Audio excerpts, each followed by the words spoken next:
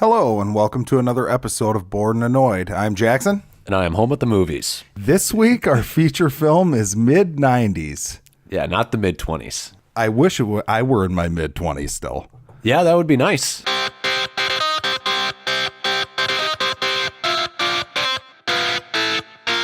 and Annoyed. So how you been, Jackson? I've been all right. The Lions are back to being dog shit. Are they? Yeah, like yesterday, they just didn't show up. Wasn't it? I saw your post on Facebook about the whole. They can't beat bad teams, and they can only beat good teams. Yeah. Sounds about right. Yeah, it's fucking annoying. I mean, it was just they just came out and looked like dog shit. Like, yeah, just a joke. But I did not watch the Packer game. It was good, even though I heard about what happened at the very end. It was a good game. Yeah, not for Packers fans. I mean, they were supposed to lose by 10 points, so I mean, it was a good game. Everybody's really pissed at what's his name for running the ball out of Ty Montgomery.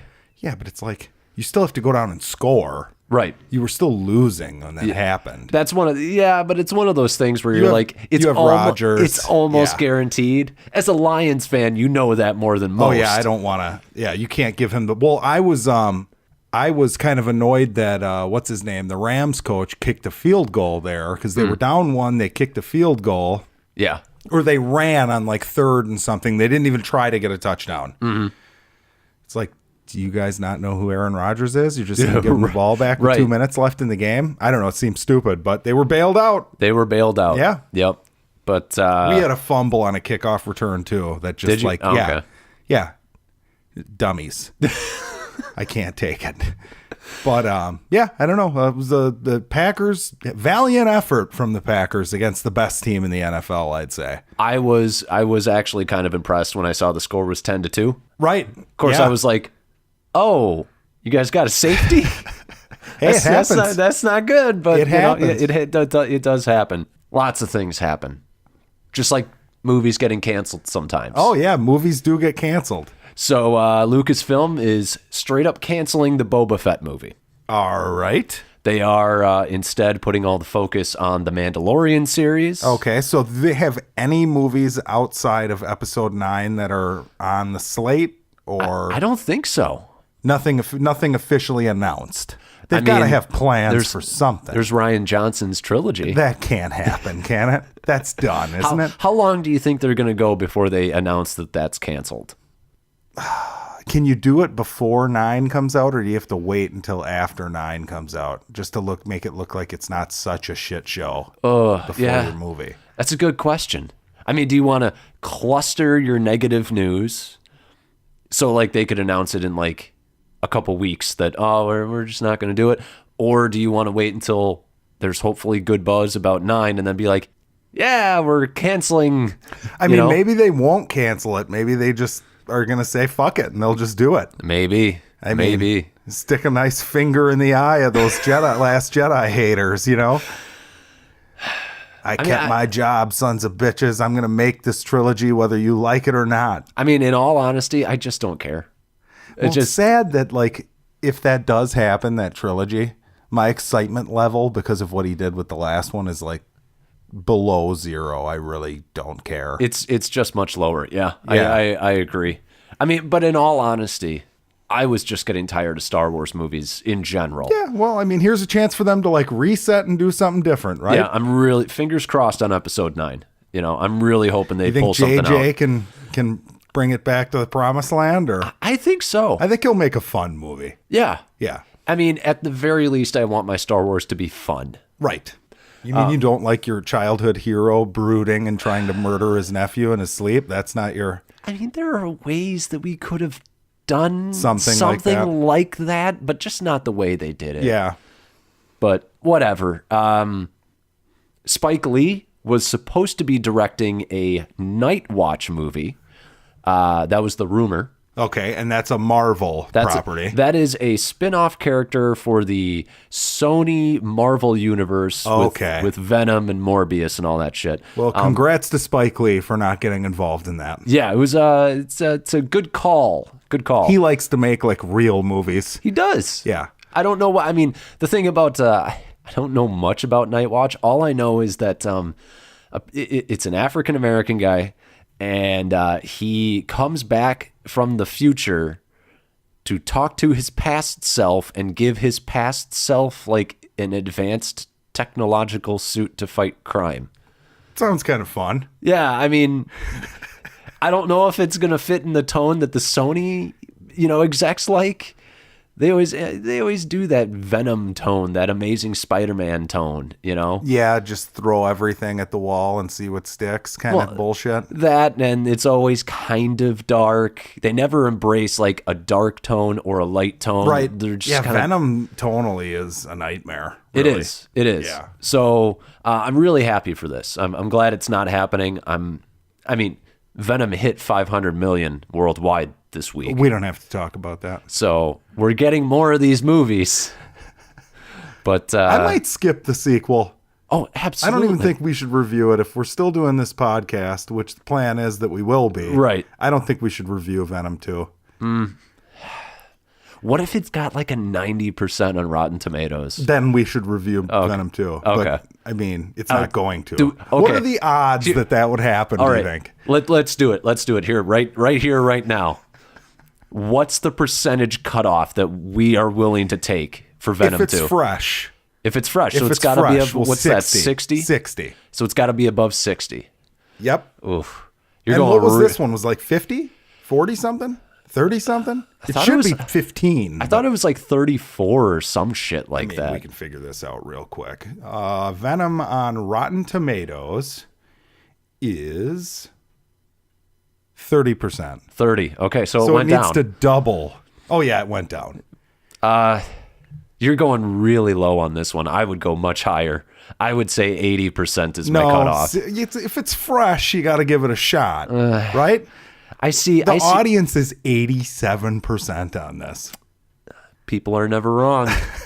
Customers never wrong. We're part of the 13% that don't like it. I'm fine with that. Yeah, I suppose that's true.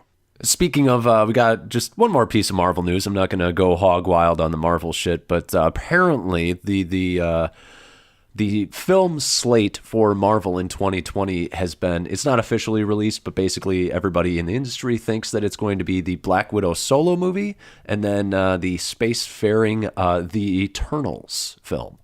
So, kind of a disappointing year, if you ask me. I just wanted to start snoring as you were listing those two movies. They could be great. Well, but they'll probably set them up in one of the other movies next year, right? So, because I don't care about a Black Widow solo movie. I'd see it. I'm sure it'll be good. Right. But I don't even know who the Eternals are. Well, they did a pretty good job of setting up the Guardians of the Galaxy for us in that trailer. So I have a little bit of faith, but as of right now, I don't know jack shit about the Eternals, and I read comics. So or I read comics. I don't really do it anymore. But it feels like they're pulling something out of their ass here, or what? You got nothing for like your ongoing franchises that entire year, huh? You don't have like Thor or. Well, Hemsworth isn't signed for another Thor. That's right. Cap's done. Iron Man's done. We don't know if they're dead, but we know that contractually they're done. Okay. So. Yeah, we were saying off podcast, Guardians 3 not coming out 2020 is a big loss for Marvel. I would imagine so. I don't even think it's a debate. That would have easily been the highest grossing of the three out of films. Those three? Easily. Unless one of them's like amazing. Yeah. And it's like the must see, Yeah, exactly. So, it just kind of sucks. It sucks for them. Yeah, James Gunn's going to go over there and turn DC into the greatest comic book movie franchise in history. Well, it's going to be so weird. I'm probably going to have the experience of hating a first film and loving a second film in a franchise, which I don't know if that's like ever happened to me before. There's got to be examples. I would have to really think about it, though. Yeah. Like of sequels that were great and the first one was meh. But hate. Like, I hate Suicide Squad. Yeah, it's bad. Something else that was bad. IMAX didn't show Halloween in most of its IMAX theaters opening weekend. I don't think any. None.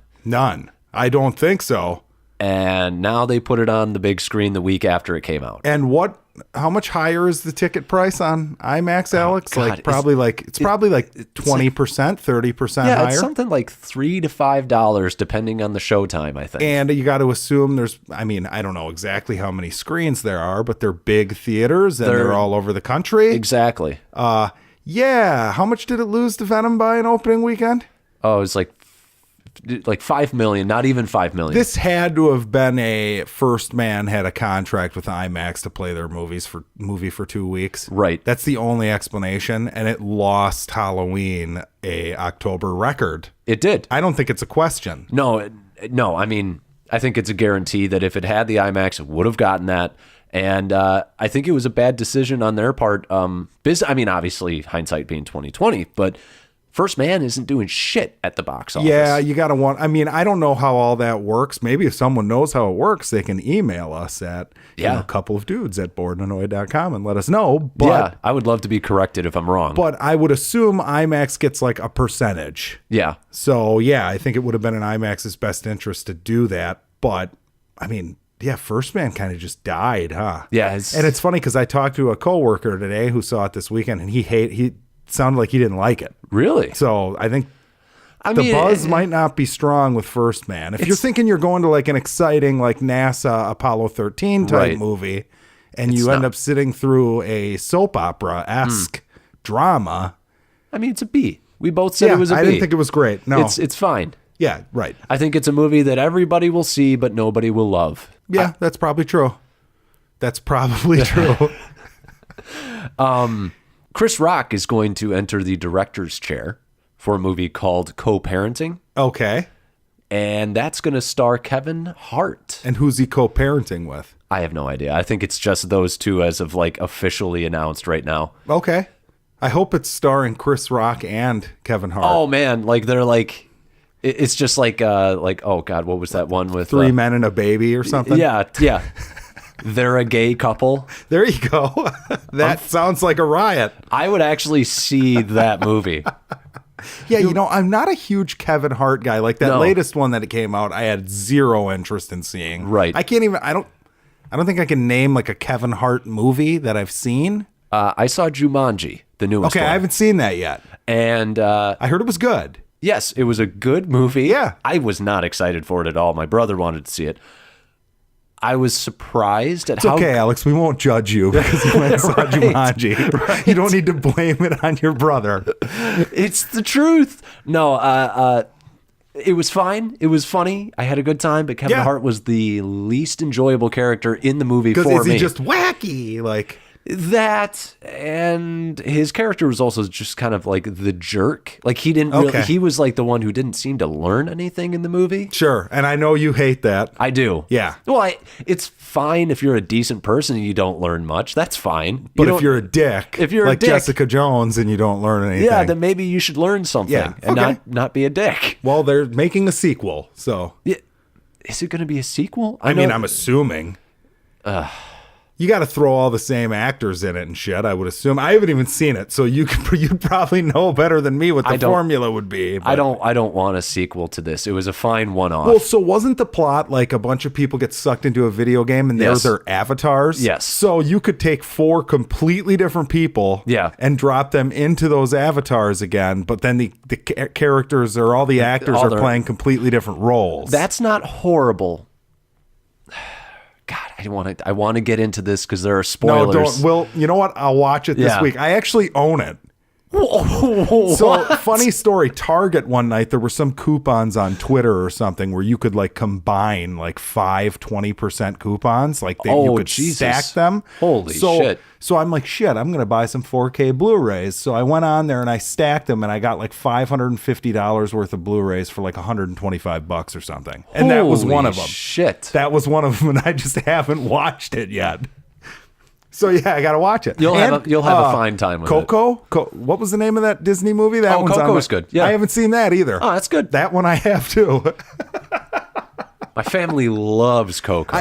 I'm assuming it's great. It's pretty damn good. Yeah, I liked Moana better personally. Oh, I haven't seen Moana. Moana's great. I love Moana. It's like my favorite modern Disney movie, Really? if I'm honest. Yeah, it's animated Disney movie. I mean, Really? So, what is modern?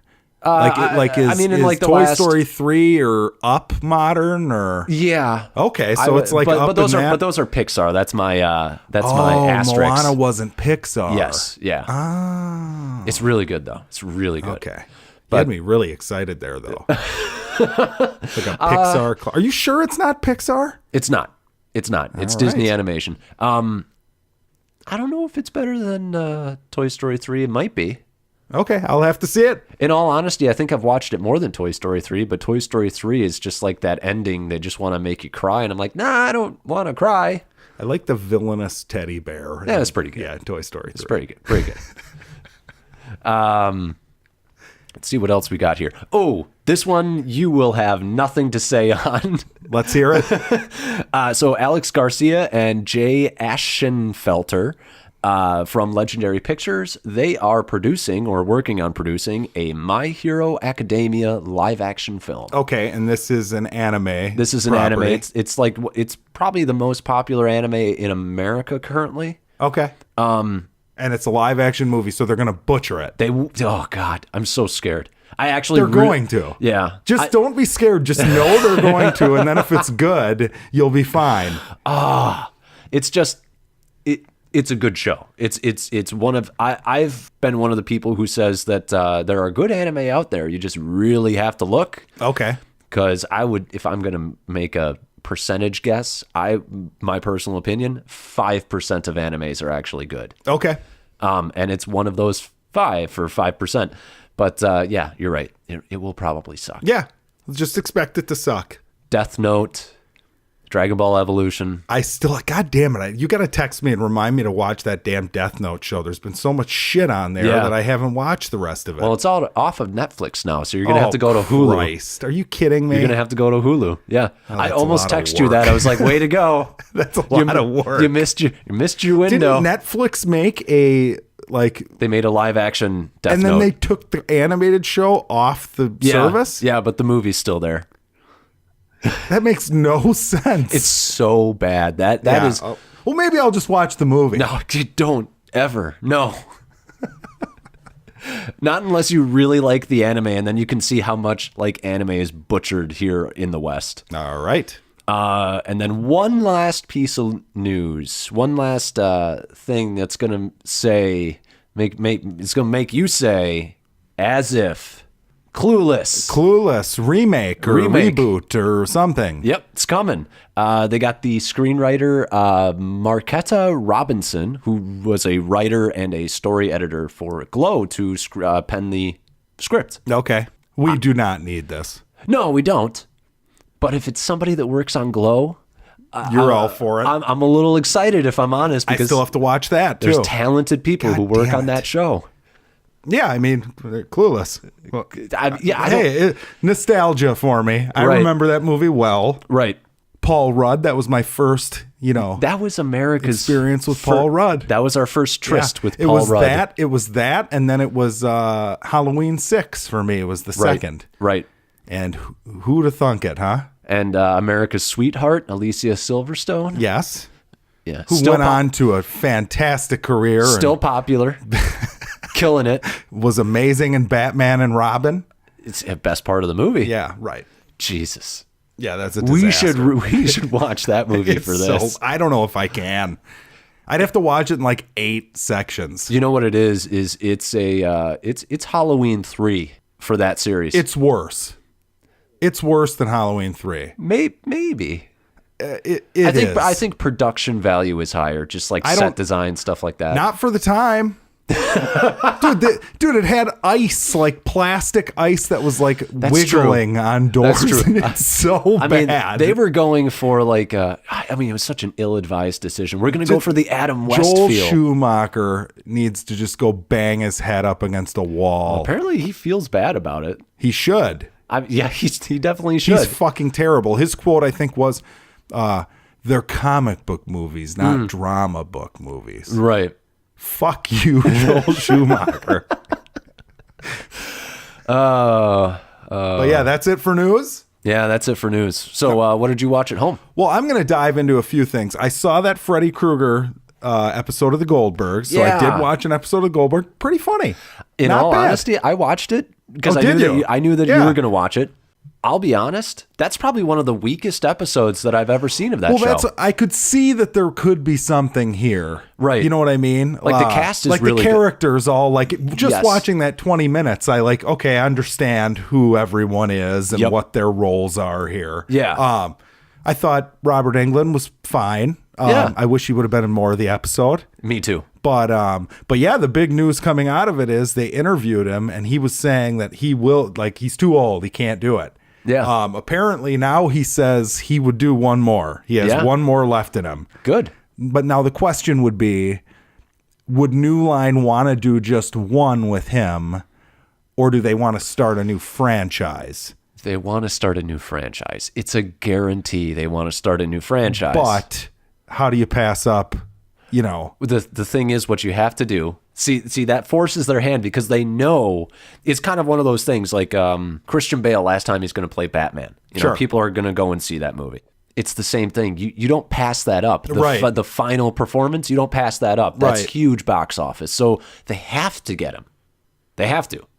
I mean, and I'm sorry, but people, if you're Freddy fans, you can't just put someone else. They tried it with Jackie Earle Haley. I mean, the movie around him sucked. He was okay, but it's just not Freddy, Yep. So you need to, and I guess it did it because as dumb and bad as the made-for-TV version was, you did have this icon, Tim Curry playing the roles iconic. Yeah, that's true. So there's a way to do this. But man, if they could write in some sort of passing of the torch, it's a nightmare fantasy thing, so you could come up with something. Yeah. Or you just make one more and then you plan your franchise starter for 2 or 3 years after that. Yep. I mean, you can go, there are a bunch of different directions. If we're talking about dreams. Right. I mean, Freddy could be a CGI butterfly from here on out. That's true. You could do it. He actually had an idea where basically, and it was some stupid rambling interview he did where he was talking about I've had ideas of where they could take it. They could basically have it you have your basic Freddy character, but everyone kind of sees him completely differently. He's not the same character. That's actually fantastic. Yeah, if that's I'm not honest. a bad idea. Because you could do what was it? The Heath Ledger one that they had to have all the actors come in. I never saw that. I know what you're talking about, and I'm not even going to try to say the title because it's some Parnassus or something is something in there. Weird. Is that what they did though? Basically, somewhat, yes. And so maybe he was watching that one day and he was like, "Oh, I know what you could do." Yeah. Actually, that was a pretty solid movie, if I'm honest. It's not great. That's what I've heard. It's pretty good. But yeah, that would be exciting. I would be losing my mind in excitement if that happened. That would be great. I mean, you could get all these great, what if it's this passing of the torch to great British actors? So one is Kenneth Branagh. You know? Well, the best thing that could happen is, he was a complete unknown. He was a little older than everybody else in the cast. Everybody was pretty much unknown in the original cast.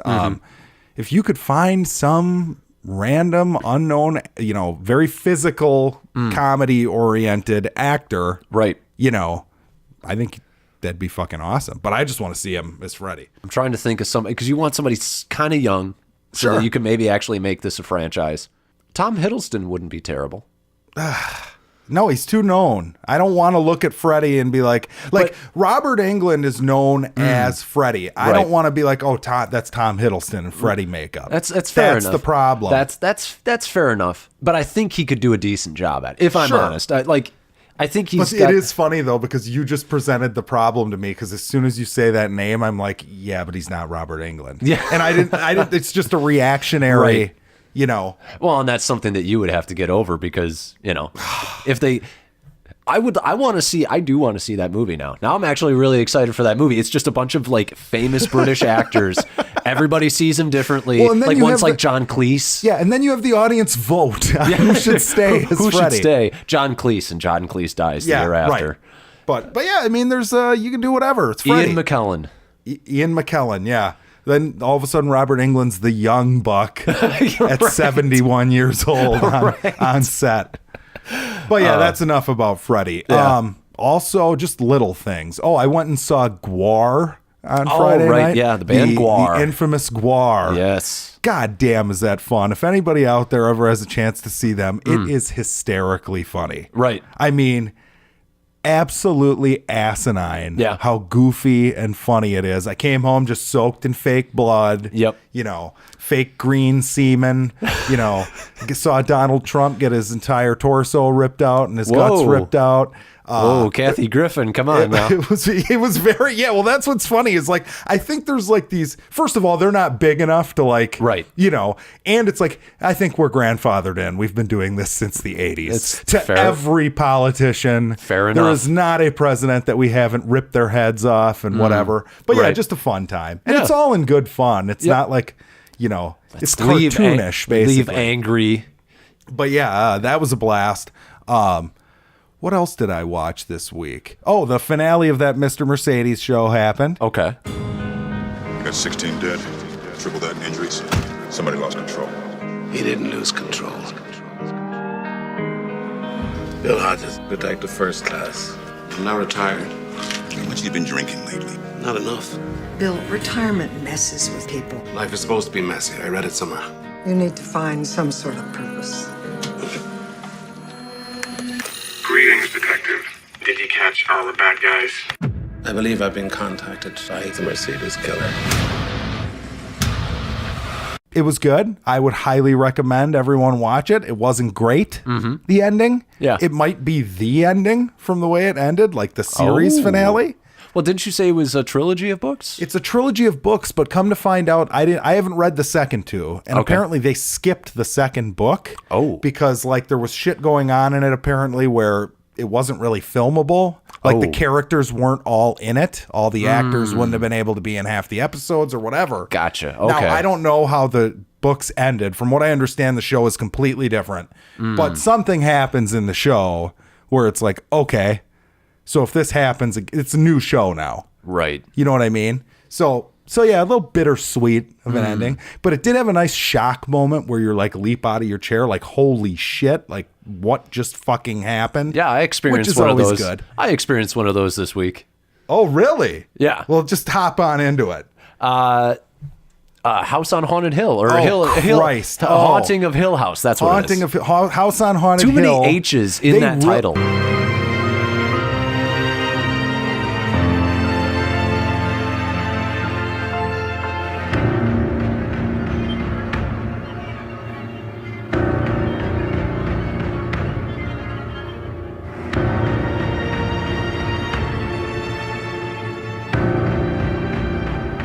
There's the classic Vincent Price movie, House on Haunted Hill, the remake from like the late 90s. Yep. Yeah, they're assholes for the name of the goddamn show. But no, I watched it too. And I know what you're talking about. And it was truly magnificent. It's phenomenal. It's like the only time I can ever remember sitting by myself and clapping. Yeah. Because I was just like jacked up and excited about what just happened. And I'll say this about the jump scares in the show. I straight up, like, there were quite a few times where I was by myself and I'm just like, oh shit. There was one, and I didn't tell you about this. There was one where like the cats were sitting on the fiance's lap and she screamed. And I like was like, Jesus Christ, you know, like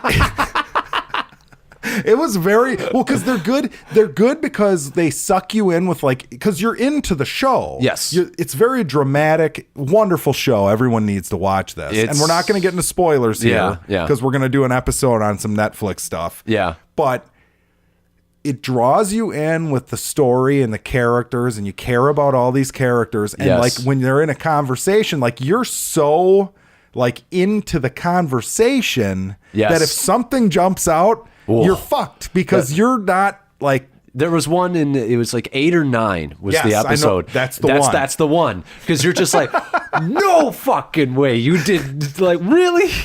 And there was one early on in the series too, and I was just like, I am impressed with how well they're handling the jump scares here. Whoever designed the show has a very clear understanding of horror. Yeah. And it's not just jump scares because that's kind of the the low bar for horror to clear is let's just make a movie. A lot of these like random bullshit movies in theaters are like that, where it's like, we don't have to actually create real horror if we just have jump scares with loud noises. Oh man, but that's not what this is. I'm so tempted. There was one I remember which one it was that made me go, oh shit. Don't even do it. Oh, it was so good.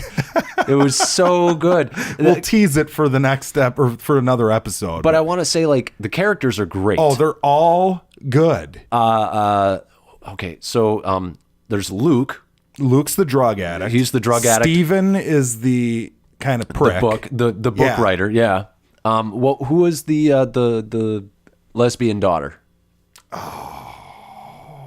I want to say it was like, God damn it. She had the she has like a dude name. Theo. Theo. Yeah. She and Luke were my favorite characters. Are they? Okay. I think Luke was my favorite. Okay. This show, it's a horror show, but it gets into some really deep, heavy shit. Like that episode, there's an episode that focuses, basically the first few episodes are all focusing on a different character. Yep. You've got 5 siblings. Yep. Each one gets an episode. And one of the episodes is focused on a, addict character. Yes. And it does it very well. It was beautiful, because at the end of the day I was like, God, like by the time we got around to his episode, I was like, I'm not liking this Luke guy so much. And then we get to him and I instantly became my second favorite character in the show. It's also one of those shows where like things aren't what they seem, because they're showing you from the character's points of view. Perfect. And they're not doing it in a way where you feel like, I've already seen this. There was one episode, if I'm going to be honest, that after one of the greatest moments, there was one episode after which, now, cinematography-wise, it was very impressive because it had like tons of single shots. I was just going to say, you're talking about the episode where I think like 15 minutes into it, I'm like, they disguised this well. I'm assuming they didn't do this in one shot, but... It was amazingly... Because they went from basically one long take to another long take that was like another 6 or 7 minute shot also.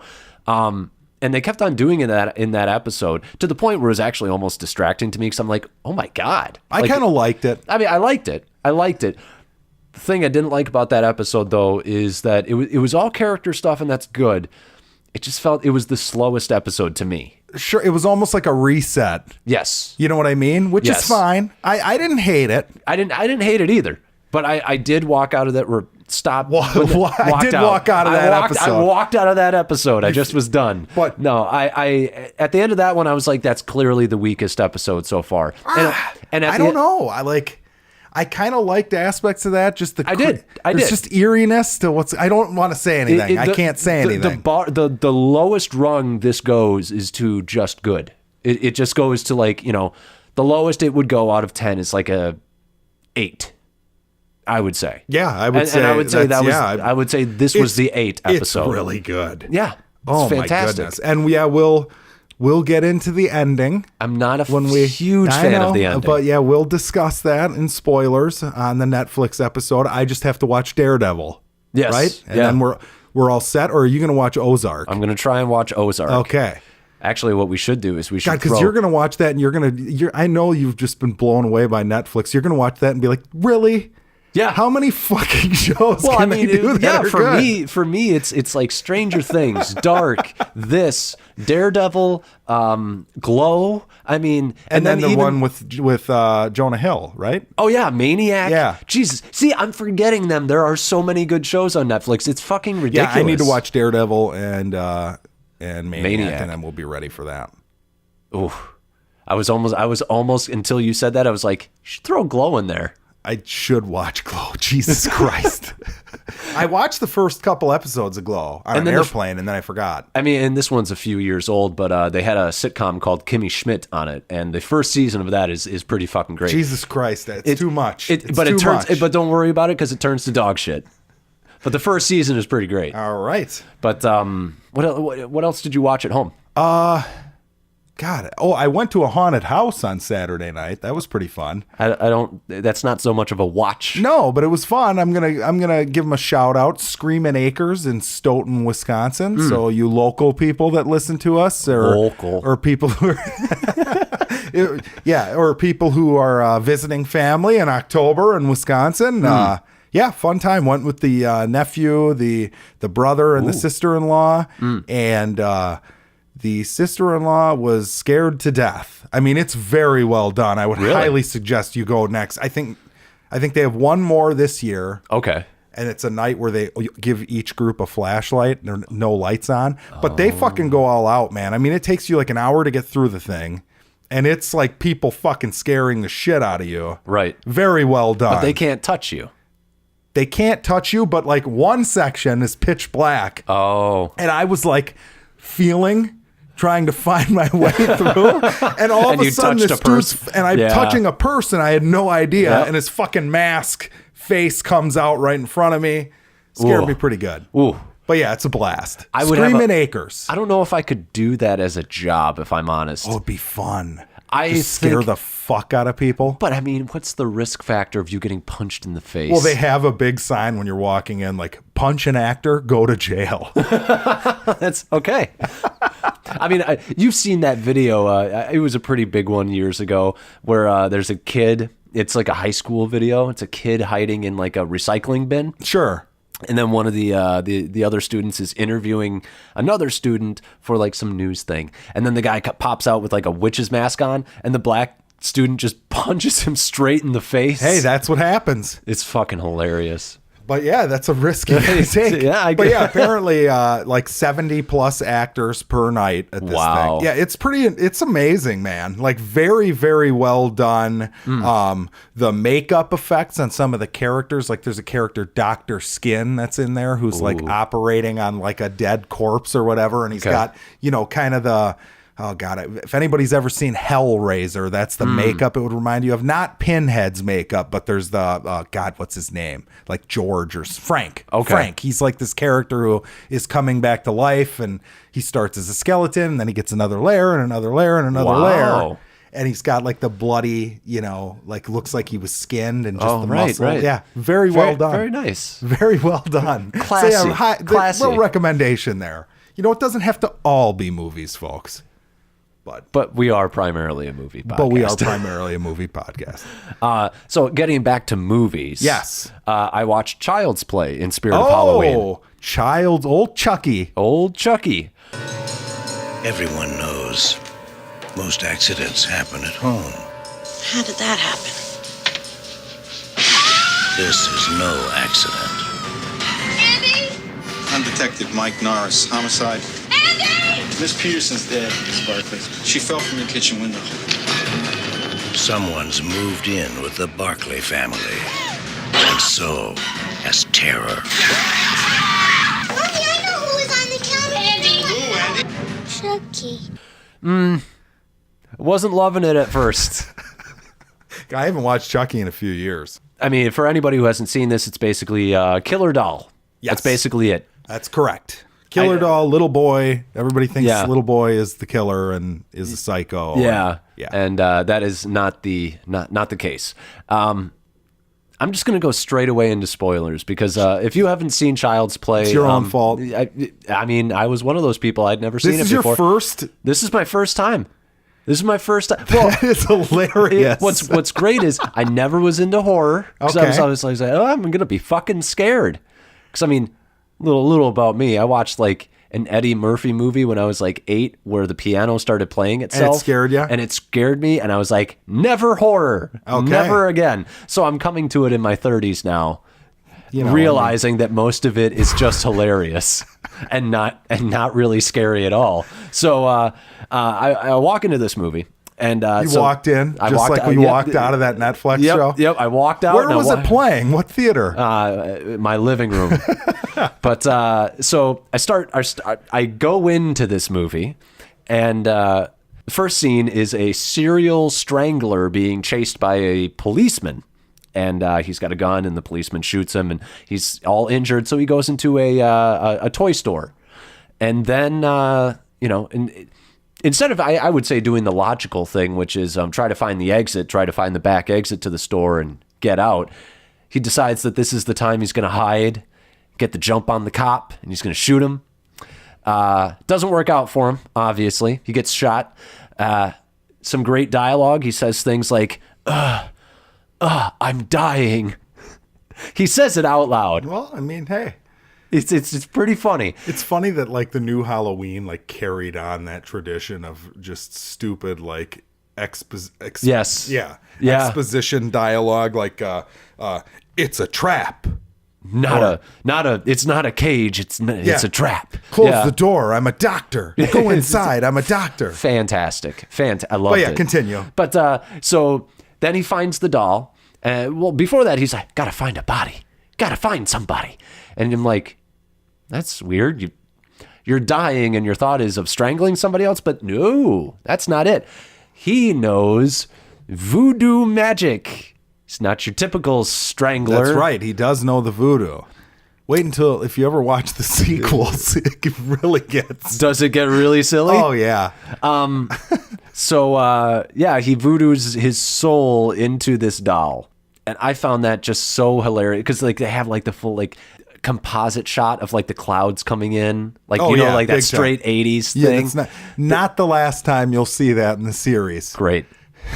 I mean, I was watching and I was like, wait, people were scared by this? This is straight schlock. Like, this is ridiculous.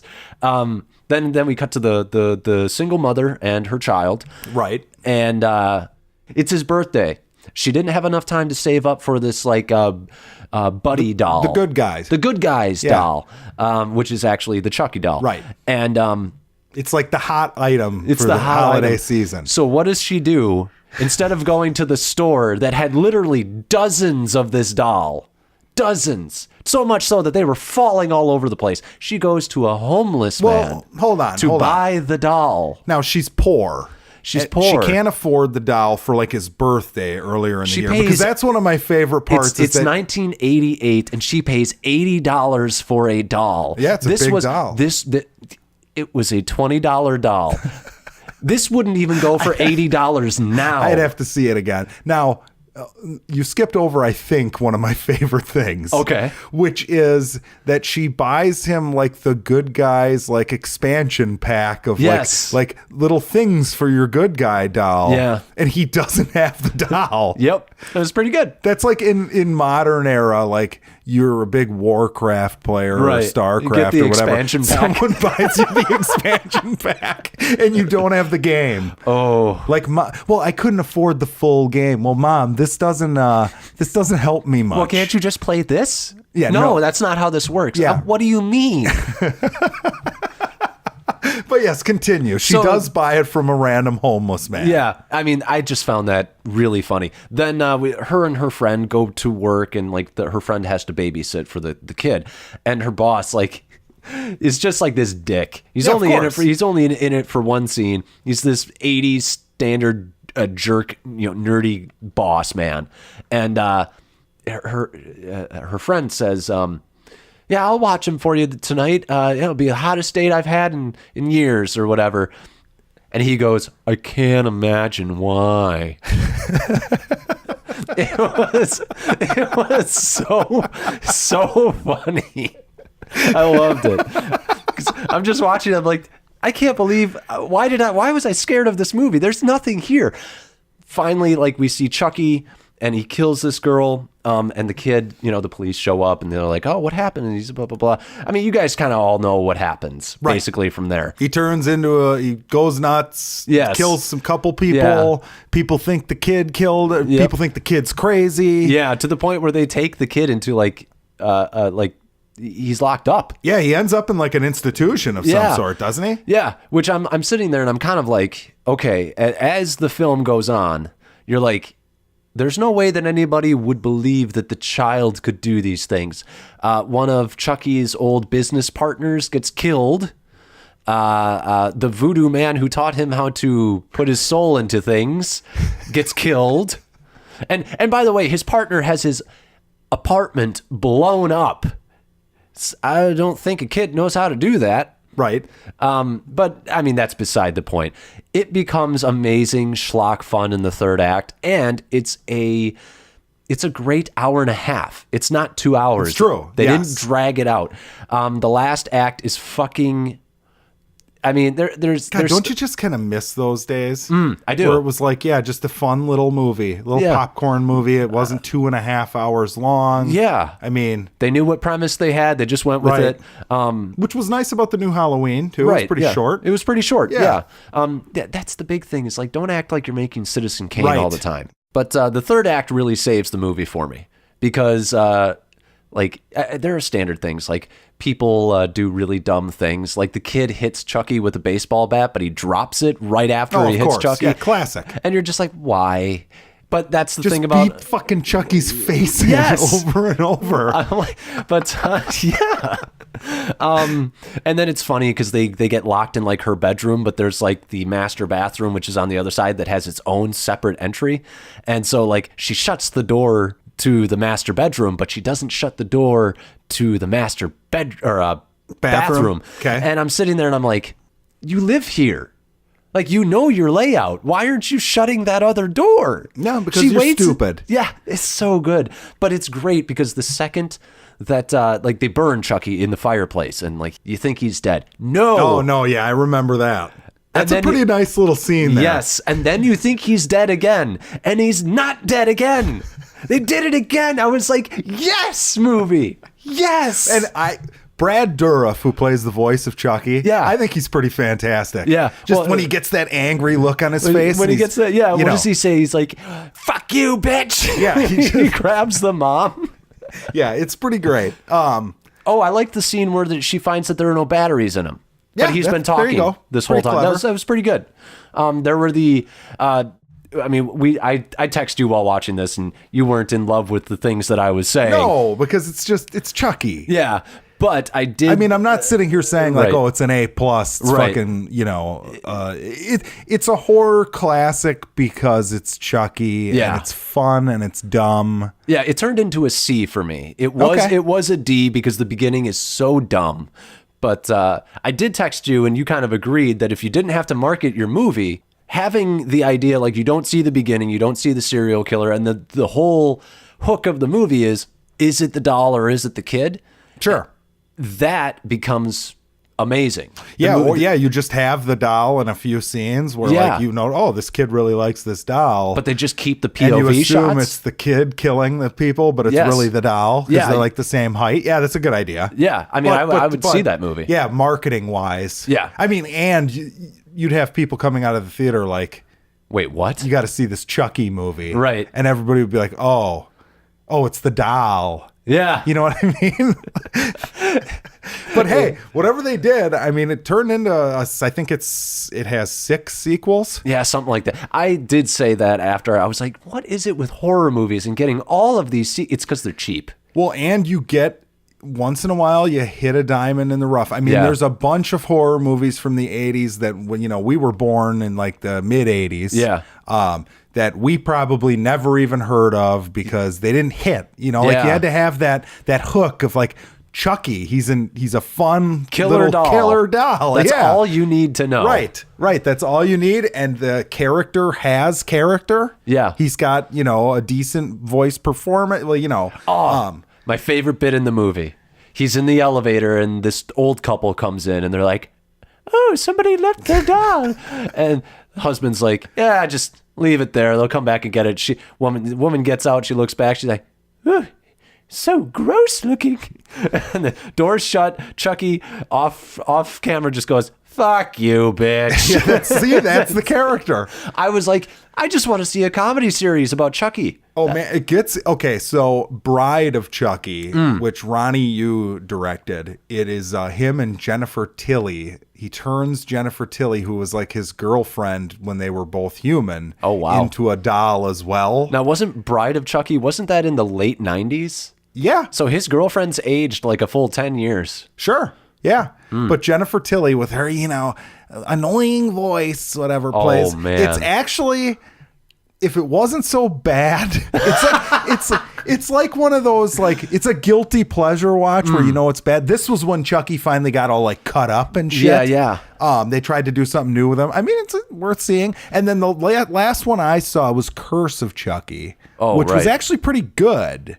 I will say this. You had said this to me when I was watching it. I was like, yeah, we'll see how it is. The puppeteering on this is fucking awesome. It's pretty amazing. Yeah. Like, there's a part where he sits down on a counter when he's talking to the voodoo dude, and I'm just like, holy shit, that looks like a real person. Yeah. And then there's a bit after he's been burned to a crisp, and there's one shot where the kid is like kind of like closer in the frame, and Chucky is like bearing down on him, and he's just stepping slowly. Right. And I'm like, holy fuck. Yeah, whatever they did with that set, however they designed it, and the way they framed the shots to hide anything that was puppeteering the dolls, like, immaculately well done. It's fucking amazing. Yeah. I mean, I was blown away. I was blown away by those shots. Hey, you got to make it believable. I did not think there was going to be any sort of like real art and craft to this movie. Okay, so here's segue. Yeah. They're redoing Chucky. Oh, really? Yep, and what's her name from Parks and Rec is like the first actress tagged to it. The Amy Poehler? No, the young one who's with Chris Pratt. Oh. I can't remember her name. Oh, right. Oh, yeah, Aubrey Plaza. Right. Who plays April Ludgate. But yeah, she's the first cast member of the new Chucky. The design, I'm not crazy about. They already released a half picture of Chucky's design. Okay. But that's just me. It's kind of like the Robert Englund thing. I'm just hanging on to my Chucky. You think they're gonna make Chucky CGI in this? That's what I was getting to. Yeah, that concerns me. Or they're smart and they say, because that's a good marketing tool. Like, we did we used the methods that we used back then and blah, blah, blah. Because it just works better as a puppet. Well, I mean, you remember Force Awakens. That was a big thing was we're going back to practical. Yep. Which they did for the most part. Yeah. And I think it's a good idea. Because as much as I like CGI, I still know every time, like almost every shot, I know when I'm looking at CGI. It is funny. It's like, it's a weird thing where it like looks cooler, but you know it's fake. Yes. And you know that models are fake too, but like they're a real thing that is sitting there, so you appreciate it more. My favorite use of CGI, I mean, it's not favorite overall, but one of my favorites and most believable is probably the first Iron Man. Because they had a practical suit for the most part, and then they CGI'd like the joints and stuff.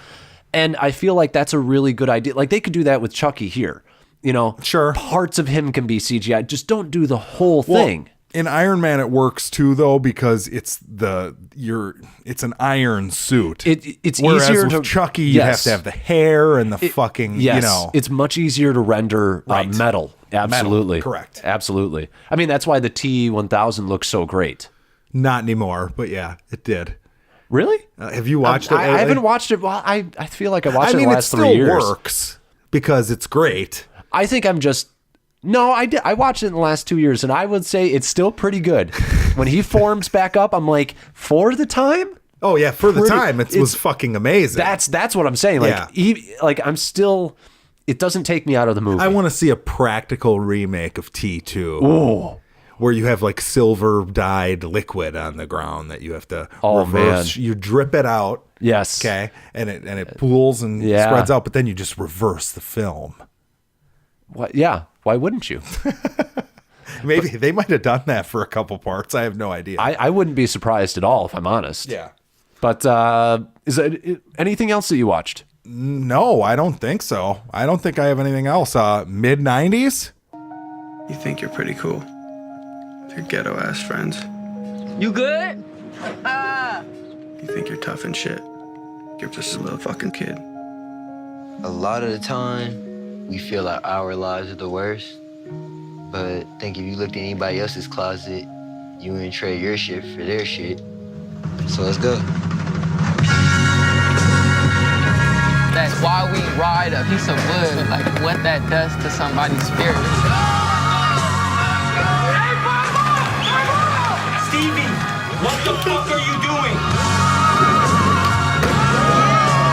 I'm fucking taking your shit! So this is Jonah Hill's directorial debut. Nice short hour and I believe 34 minutes, 34 minutes, something like that. Not to say this is a dig at the movie, but good thing it was short. Yeah, well, it's thankfully brief. It knows what movie it is. Right. So a lot of these actors are first-time actors, not even real actors. Some of them they picked up off the street. That's what it seemed. Correct. I thought that the acting for the most part was pretty good. I liked it's. I mean, it's not a theater viewing for me. Like it's a kind of different rating system, but I would say this is a rental. I think it's good enough to watch. I'm not going to rush out and tell people to go see this, but I thought it was pretty good. I liked the main kid. There's a character in it named Ray, who is kind of like, I guess I would say he's kind of like the moral compass. He's like the Captain America of the group. I thought he was the best character. Absolutely. I still liked there's Lucas Hedges is in there as the older brother. He's kind of popping up in everything these days. He's a good actor. Yeah. What's the Michelle Monaghan, I believe? Oh, no, Catherine Watterson. Okay, I don't know where Michelle Monaghan came from. But Mission Impossible. She's the wife. Oh, damn. She's Ethan's wife. They look way off on this They one. look exactly the same. But I mean, for me, it was probably another B- movie. Yeah, it's like a B-. I don't know. It's okay. So I feel bad shitting on this because maybe it's just not my thing. Right. Like it gives you that nostalgia feel. Right. Okay. Like, oh, this is the 90s. Like, oh, he's playing Sega Genesis or Sega CD or whatever the fuck he's playing. I actually didn't even feel like that was that heavy. The nostalgia Sega CD someone was playing that in The Haunting of Hill House. So never Were mind. they really? Yeah, okay. They were playing Sewer Shark, which was funny because I own that game. Right. But no, this was Super Nintendo. Well, no, just the way people were dressed. Yeah. Like, and you had that like kind of Jinko vibe to it. The way the film was, like, it looked like something you would have seen in the 90s. Yes. You know? I thought that the costume design was great. It was perfect. Agreed. I really respect skater culture, if I'm honest. Okay. I watched Lords of Dogtown years ago, and I loved that movie. That's been a long time. That's been a long time. Yeah, that was a great movie. You know, I respect the kids. I sort of respect this sort of like they talk to a homeless guy in this movie. Yep. And that was a pretty good scene. It was nice because you sort of see like these kids can be punks and they can give you they're a little lot shits. They're like your classic little shits.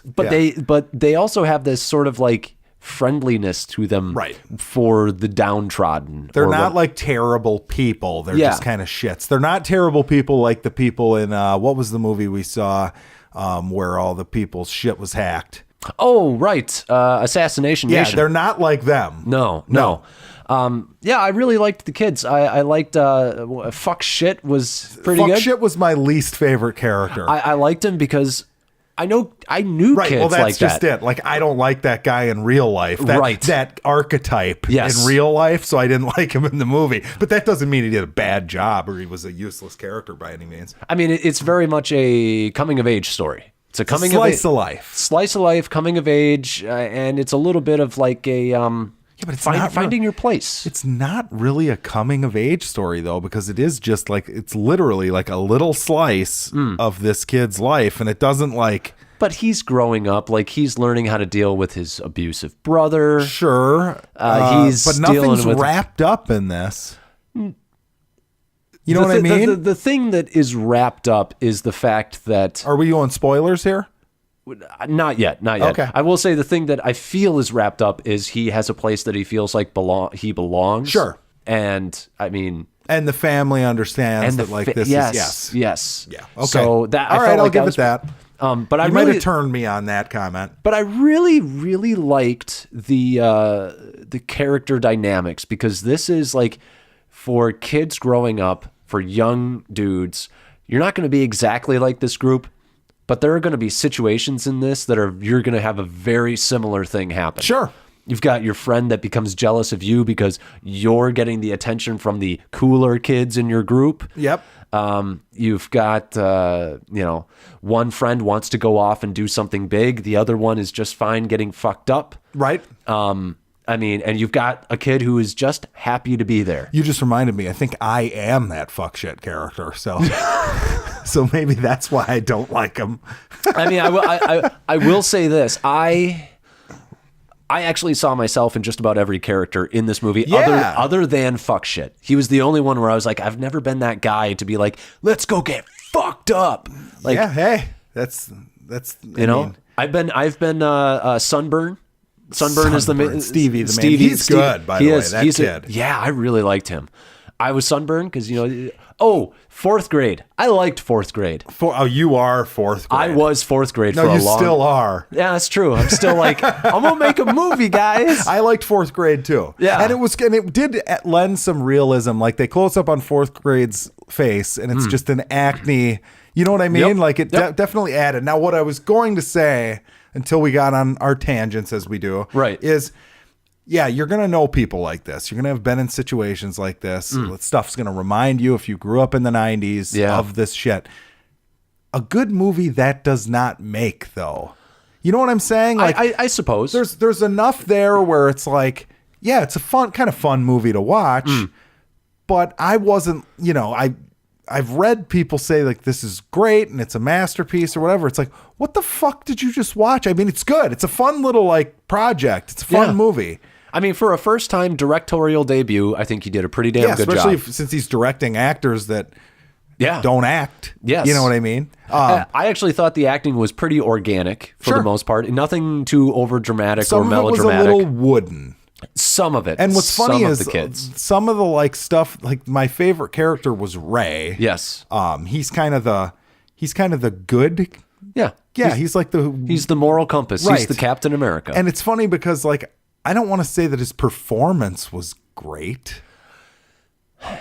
There was that scene that we were talking about where he kind of sits Stevie down and he gives him a talking to. Yes. And I go both ways because I don't know how much of it was directing and how much of it was acting. It's just very wooden the way it's he's got some stuff in there. Yeah. But I agree. I probably would have liked a little more, but I don't know if I believe he was one of the non-actors in the movie. Yeah, no, and that scene was great. Yeah. Like, I want more of that in the movie. That was my favorite scene in the whole movie. Yes, I would agree. But I did like... although, okay, well, we have to get into spoilers. Yeah, let's go to spoilers. Well, you're a B. I'm like, I'm a B. I'm a B minus. Okay, I'm gonna say I'm a B. Because the movie did not suck me in at the beginning. That was the problem. I would say it took me about half an hour to get into this movie. And by then the movie's like 33% over. Yes. So it did take me a while, but once I got in, I would say the last half of this movie is much better than the first half. Yeah, I would agree. I got more invested as it went. Yeah. Now that we're in spoilers. Yeah.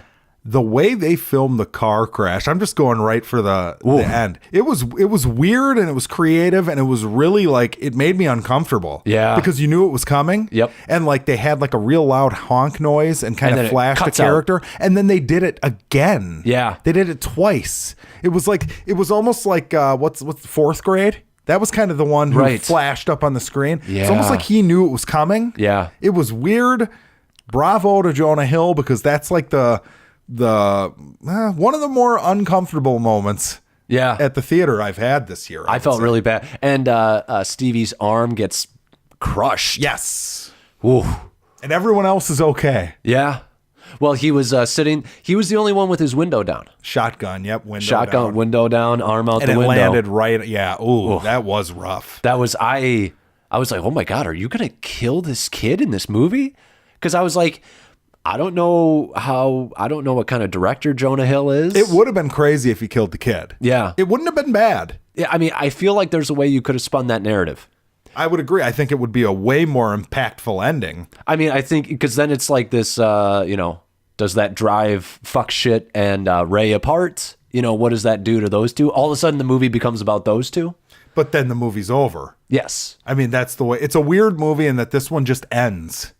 I liked that though. Yeah, it was kind of. I didn't hate it. I liked it because I liked the scene where the mom comes in and she sees Ray and she says, "Hey, do you want to see him?" Because that was great too. That was weird to me too. I don't know if I buy that or not. Because clearly she's like, I don't want you hanging out with these fucking kids. You'll get in trouble. You'll get hurt, whatever. And then at the end, I get it. Like she wants her kid to like feel happy or whatever. And she's, I think, impressed that the kids are still waiting there the next morning. Yeah, she thought they were just these like scumbags. Right. And she sees. So basically, just in case people haven't seen it. In all honesty, I agree with you, though. That she'd be pissed. She'd be pissed. I think any parent would be pissed. And that's, as much as I like the idea of that scene, I feel like you need a moment where she sits down with Ray and Ray breaks down or something and says, I told him he shouldn't be doing this. I'm sorry. Like something like that. Well, basically what happened was there's a big car crash. All the kids are involved. And earlier in the movie, the mom had found out he was kind of hanging out with these quote unquote dirtbag type skater kids and went and like embarrassed him in front of them and told them to stay away from her kid and whatever. Yeah. And then when the car accident happens, all the kids outside of Stevie are in the hospital waiting room, and she comes out and basically just looks at him and says, "Do you want to see him?" Yeah, and as in all is forgiven. And it's the next morning. They clearly spent the night there. Yes. So I do think it was nice, but like I said, I think there could have been something a little more. I did like what the kids said, what Ray said to Stevie at the end too, about like, you've taken the biggest hits I've seen anybody take. Yeah, well, that first scene was great when he fell off the roof onto the picnic table. Yeah, that's the thing. Like scenes like that were great. I think I became you in this movie because I was like, there are scenes in this movie, man. Like I liked a lot of scenes. It was pretty fun. That moment was good. Like I was in a theater probably with like 8 or 9 people. Right. And that one got like a reaction. Yeah. So that's well done filmmaking in my opinion. And you knew it was going to happen. Yep. Isn't it funny the way, I don't know, maybe with girls it's the same thing, but the way like young men talk to each other, just giving each other shit constantly, which this movie captured very well. That's exactly. That's what I think I loved most about it was I was like, I've been here, you know? Right. And that's where I say, I kind of want to see this in like a real movie. I don't know. I feel bad. This was it's a good film, I'm just saying it's like I was hoping for more, I guess. It's not a movie that I feel is intergenerational appeal. Probably not. No. Because me and one other guy were in the theater. Okay. Guy probably in his 60s. I saw him. He got up the second it was over, and I swear to God, I saw him shaking his head. Like, I just wasted an hour and a half of my life. Yeah. I mean, we've all been there, right? Well, I mean, I went to go see Scott Pilgrim versus the World with the family.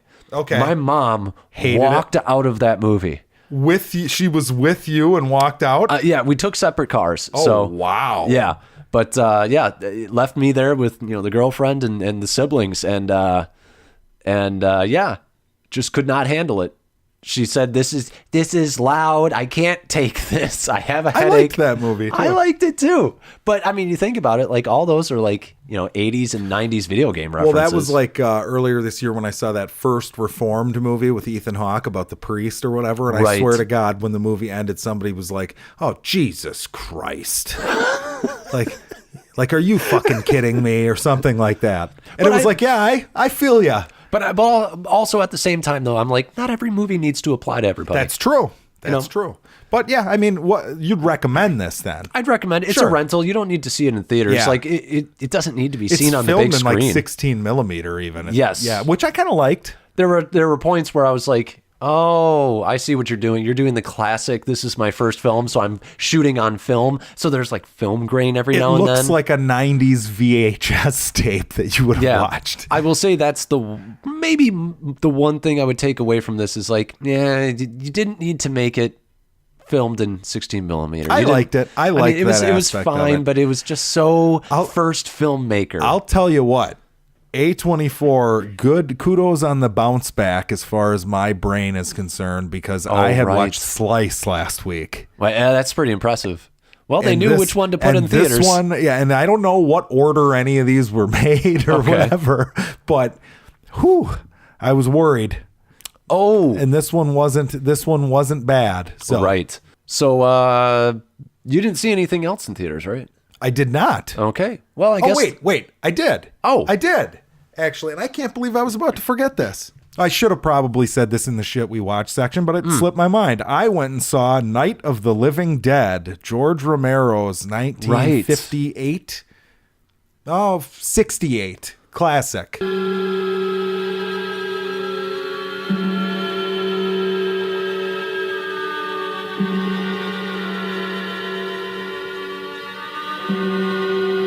How was that? Oh, it's fucking great. It's a classic. Yep. It just holds up. Very simple story. Yep. And it's crazy because like you're watching it and basically the plot is this black dude is like basically shows up at this house. Right. And he like takes control. He's like, okay, this is what we're going to do. We're going to board up the windows. We're going to do this, whatever. There's zombies everywhere. Zombie apocalypse movie in case you didn't know. Yeah. Right. But it's interesting because back then that was like a crazy thing to have like the black guy is the, you know, he's like everyone else is a dumbass. Yeah. And the black guy's like the one who's in control, whatever. Yep. This is going to be spoilers just so everybody knows. Yeah. But it's funny because like the zombies, like as a metaphor, you're watching it today and it's almost like the white supremacist movement or the crazy whatever era this is watched in, there's something that can be painted on these zombies simply by making the main guy black and primarily right. So this is how crazy it is though. Like, you know, there's some really nice, like scary scenes where like a daughter's killed in the basement and she comes back to life and attacks her mother, like in this brutal way. There's like stuff like that. That's great. Right. But the ending, basically he ends up, the zombies get in the house, whatever. And the whole time there's like this crew of dudes that are going around just killing zombies they're detached from the main story at the house. Right. So they show up after the black dude has barricaded himself in the basement. Mm-hmm. The house gets cleared out, whatever. All the zombies are dead. The black dude comes out from the basement and he starts walking towards the window. And one of the guys like, oh, there's one left. Shoot him. And he gets shot in the head. And then we got one more for the pile. Jesus. And they take his body out and throw it on a fucking fire. And it's just, you're watching it and you're just like, this guy kind of was just a fucking genius. Right. Like, and even Dawn of the Dead, which was the second one he made, like, which is like this whole metaphorical thing of like, they're holed up in a mall and all the zombies are just like consumerism represented as they just have to be in this mall. Yeah. Just mindless consumers. That's pretty good. The man was a genius. Rest in peace. Yeah. But yeah, and it's kind of funny because I'm watching it and I'm like, oh, and then I watched The Walking Dead last night. Oh, how the mighty have fallen. Old Rick has one episode left this coming week. Really a lot of suspense, guys. Good job. I'm scared. I'm really invested. This entire episode was groups of two, like people like me and you having a conversation. And then it would go to the next. Oh, so it's Netflix Marvel. Kind of. You just sit in a room and talk. Don't do anything. Kind of. It's a little better because I care a little more about these characters because of what they used to be. Whereas with Marvel, like Iron Fist, I was just like, come on, there is man. nothing here. Kylo Ren, the past, let it die, man. Well, yeah. So this one was like Negan has a mental, like emotional breakdown because they've got him in a jail cell and he just wants to see her. I just want to see her. Who's her? Lucille. Bat. His bat. Yeah. Oh, and you're just like, holy that's fuck. So fucking stupid. And dude. I don't even remember like what the big connection was. It had something to do with his wife. He like has placed his wife in the bat, like in his head or something. Ugh. But yeah, so they set it up. Old Rick's gonna die next week. He randomly gets bucked off his horse when some zombies are coming, and he falls on like one of those. Oh God, it's like a cement has that post coming out of it. Yeah. So that goes through him. So wait, now, they showed that in the trailer for the next week. No, this was the end of the episode. So he's alive. Oh. But like the two zombie hordes are coming at him, but it's like obviously you're not going to kill him. I'm sorry. Right there. This is the worst way you could have done this. Well, no, and now in the trailer for next week, that's not where he meets his demise. Clearly, yeah, he's going to get up and go somewhere. Yeah, but he'll die from that injury or whatever, or it'll complicate things to the point where he gets killed because of that injury. Yeah, and then there was a pretty good moment. I'm not gonna, I'm gonna give the credit. I'm gonna give the show credit where it's due. There was a good moment between Daryl and Rick, and Daryl's like the other old dog character who's been around since the beginning. Yep.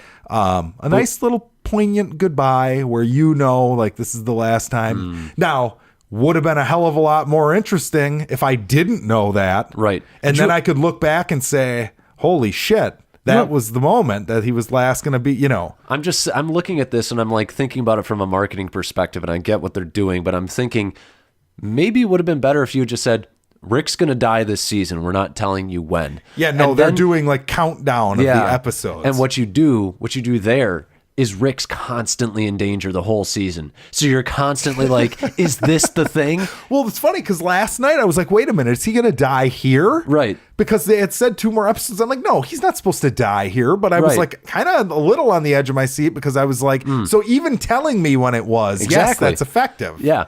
Or you just don't do that. Right. You haven't told me when every other fucking character was going to die throughout the series. Aren't the ratings going down on the show? Oh, they're bad. Yeah, real bad. The worst they've ever been, from what I understand. Yeah. So I mean, it was. We're gonna get the market. We're gonna get it back. You think they're gonna get a big leap because next week is Rick's final episode? It'll be the highest watched episode in the entire season. Yeah, I suppose you're probably right.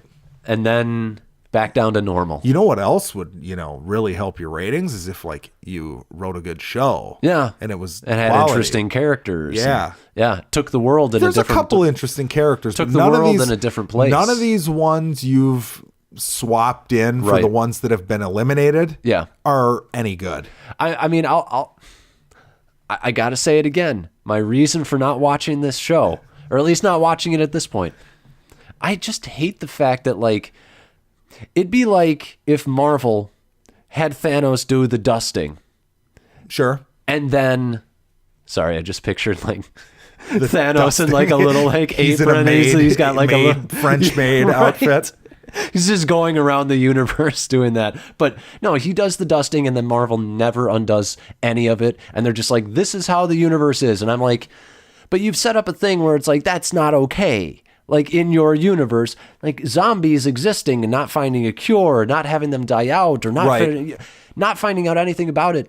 That's not okay. It's not just like, this is the world now, deal with it. I can't remember who wrote an article, but I was reading an article about the demise of their ratings, and what they made a good point. They basically said shows like Breaking Bad or, fucking Saul or Game of Thrones, know that there is an end game. There is something that is going to happen where everything is going, and that is not this show. Exactly. This show has planned. Apparently they have 10 more seasons planned.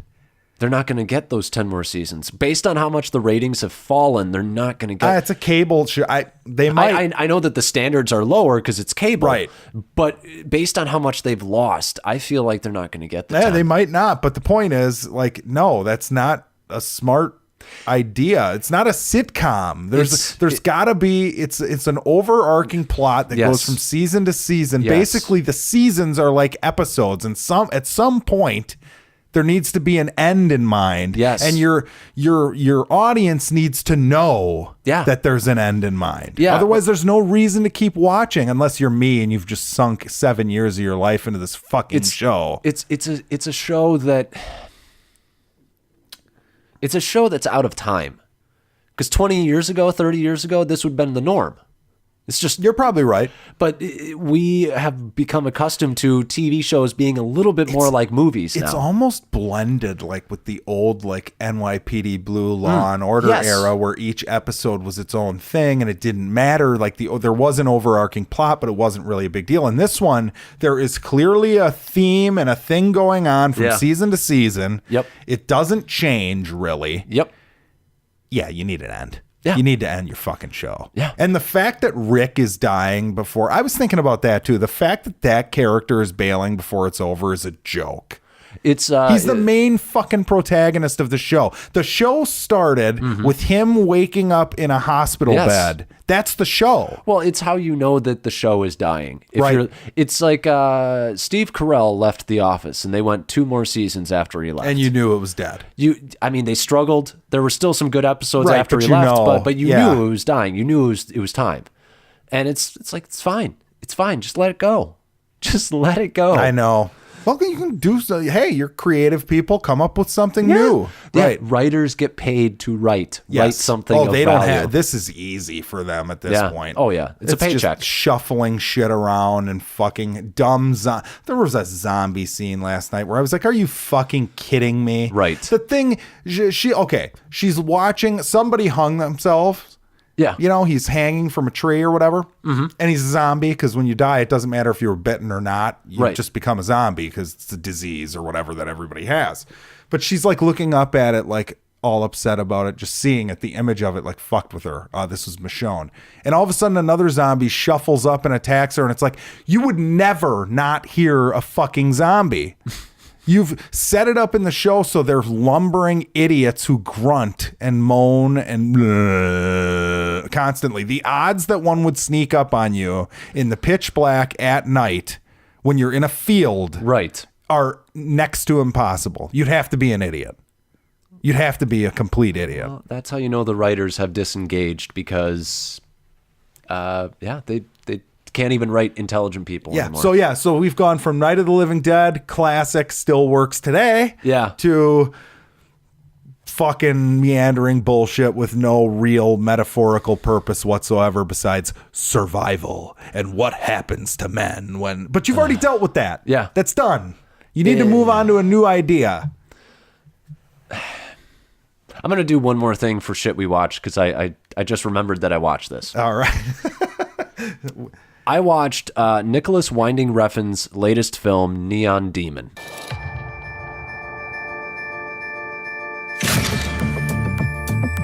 Beauty isn't everything. It's the only thing. She has that thing. Look at Jessie.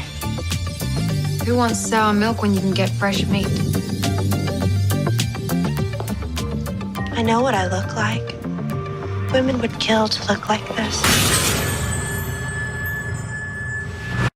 And so Nicholas Winding Refn, in case nobody knows, he directed Drive with Ryan Gosling. Yes. One of my favorite movies of all time. Very stylish. It's a beautiful looking movie. The music is great. The acting is great. I love the themes. I love everything about that movie. It's one of my favorite of all time.